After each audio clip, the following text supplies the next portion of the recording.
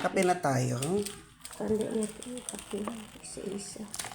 Chris, anong masasabi mo? Tanong lang. Walang ako. Ayaw ko. Anong masasabi mo, Chris, na hindi natuloy ang impeachment ni Vice President Sara? Anong reaction mo dyan, Chris? Yung totoong reaction, ha? Ano masasabi mo? Unconstitutional. Ano daw?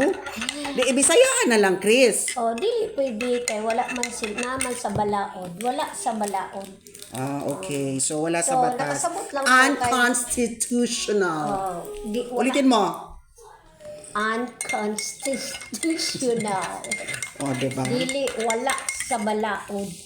Kay ang balaod, gibuhat na gud ng balaod para sundon unya, tapos kung dili masunod ang balaod, maura na pod og mayo na pod na sila sa in the future, maana na pod sila.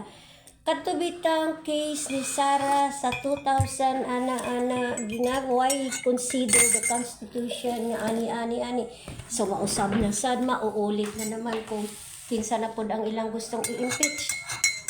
Yan. Okay. Kaya kailangan Sundin ang law. ang law, Ang tama batas. Supreme. Sundin ang batas. Tama ang Constitution, tama ang kwan para sa next Tama ang? time.